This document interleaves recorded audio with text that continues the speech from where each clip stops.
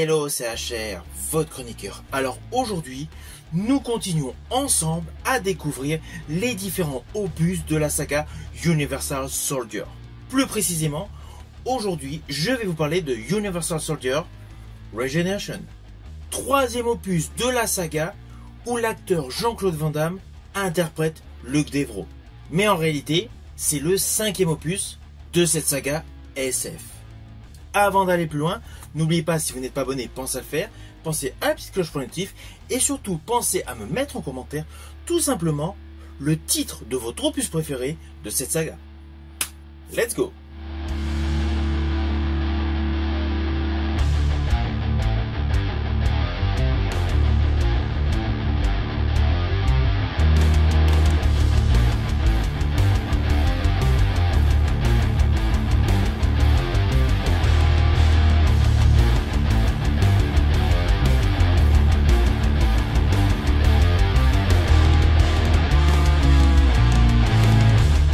Alors tout d'abord, fiche technique de ce film.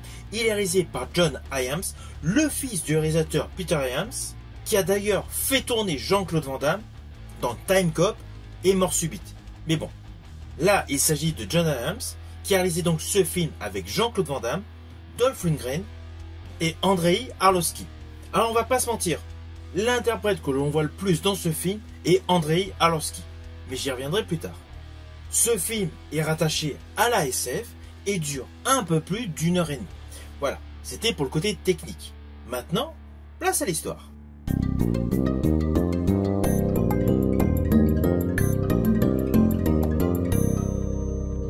Alors dans ce film, nous sommes dans un futur proche et nous découvrons le commandant Bassayev Topov, qui est le chef d'une insurrection tchétchène. Afin de venger la mort de son père, le général Vassili Topov enlève les enfants du premier ministre russe Musayev et prend le contrôle de la centrale de Tchernobyl. Par la suite, Topov menace de provoquer une nouvelle catastrophe nucléaire si ses demandes ne sont pas exaucées.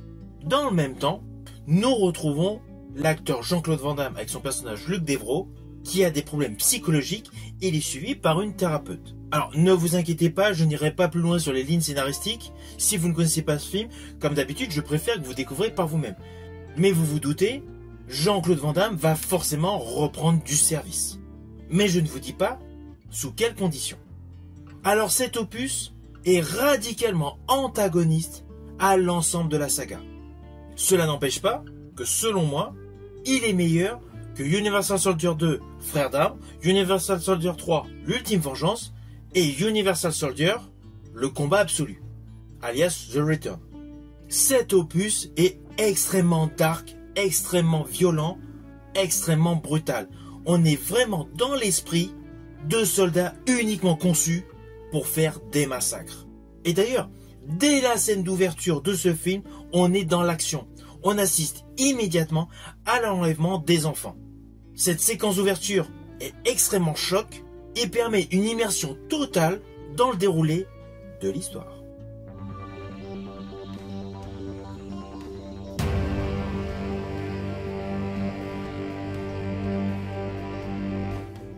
Alors, en dehors du fait que ce film est un réel retour aux sources brutal dans une ambiance totalement dark, la mise en scène est extrêmement nerveuse et punchy. Contrairement à tous les opus, il y a de nombreux passages qui sont filmés caméra à l'épaule, ce qui assure une dimension de réalisme. Surtout lors des combats qui semblent plus vrais que nature. Car c'est indéniable, tous les affrontements sont extrêmement bien chorégraphiés et beaucoup plus violents que toute la saga. Je parle avant cet opus. Alors je vous ai dit, nous voyons davantage dans ce film Andrei Arlovski, qui est un unisol d'une nouvelle génération. Pourquoi? Tout simplement parce que c'est le méchant principal. Et d'ailleurs, pour la petite histoire, c'est un ex-champion UFC, qui a un corps et un gabarit en totale adéquation avec son rôle d'unisol. Son rôle est d'ailleurs implacable, impitoyable. Le petit bémol, c'est le travail scénaristique autour de son personnage. Il est très light. C'est le seul bémol, selon moi, sur ce film. Face à lui, nous retrouvons bien évidemment Jean-Claude Van Damme, qui est dans un rôle totalement antagoniste à ses performances dans les autres opus de la saga des Universal Soldier et dans les films où il démontre une parfaite maîtrise des arts martiaux, comme Full Contact, Coup pour Coup ou même Piège à Hong Kong. Là, dans ce film, il a une démonstration beaucoup plus fantomatique. Son jeu d'acteur est extrêmement sérieux. On ressent pleinement le traumatisme de la guerre du Vietnam et de tout ce qu'il a subi depuis que c'est devenu un unisol. Ceci dit, ne vous attendez pas à pléthore de lignes de dialogue. C'est un film avec très peu de dialogue, avec davantage de scènes d'action. Et on va pas se mentir, ce film est essentiellement destiné à tous les fans de la saga Universal Soldier et à la filmographie de Jean-Claude Van Damme.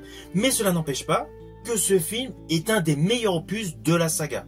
Mon préféré est naturellement Universal Soldier 1, mais celui-ci est en 3e position sur mon podium. Naturellement, la semaine prochaine, lorsque je vous parlerai de l'opus suivant, je vous dirai la totalité de mon podium d'opus favoris.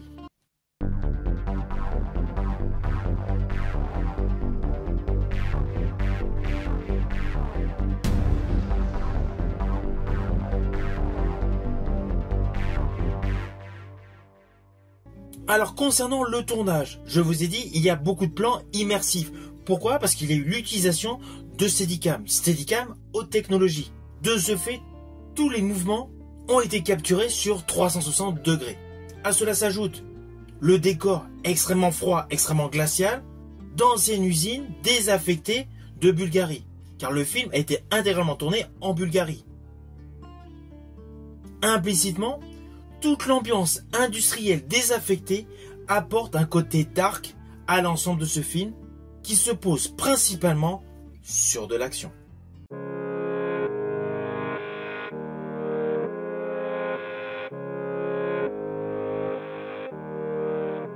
Alors pour la petite histoire, sachez que l'acteur Jean-Claude Van Damme dans ce film a revu son cachet à la baisse.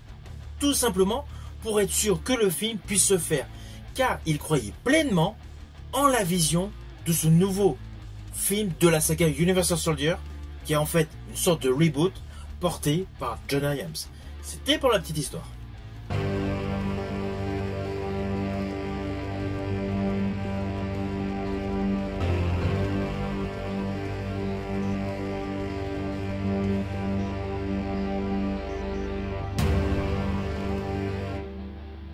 Alors au final, naturellement, c'est un opus que je vous invite à découvrir. Il est disponible en VOD ou en support physique. Selon moi, cet opus fait partie des opus incontournables de cette saga. Si vous avez aimé ma vidéo, n'oubliez pas, petit pouce vers le haut, pensez au partage. Quant à moi, je vous dis à bientôt pour une prochaine vidéo.